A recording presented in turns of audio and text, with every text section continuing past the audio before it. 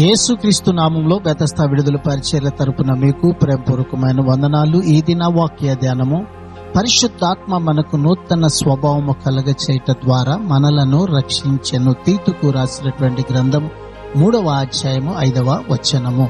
దేవుడు మనల్ని మన అసహాయతలోను ఆధ్యాత్మిక అవసరతలోనూ చూచి మన మీద జాలి తలచి ఆయన చేతి నుంచి ఏ మంచిని పొందే అర్హత మనకు లేకపోయినా మనకు పాప విముక్తినిచ్చి మనలను రక్షించాడు. ఈ వాక్యములో స్నానం అంటే క్రొత్త జన్మ అని మనము అర్థం చేసుకోవాలి. ఇది దేవుడు మన అంతరంగంలో చేసే పని, బయటకు కనిపించే ఆచారం కానే కాదు. పరిశుద్ధాత్మ దేవుడు మనకు క్రొత్త జన్మ ఇవ్వడమే కాకుండా మనలో పనిచేస్తూ మనల్ని క్రొత్త మనుషులుగా మారుస్తాడు. ప్రార్థన.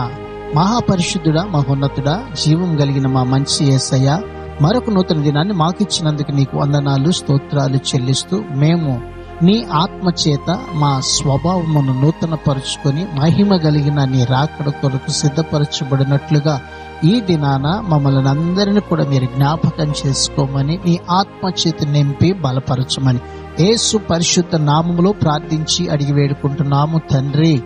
ఆమెన్.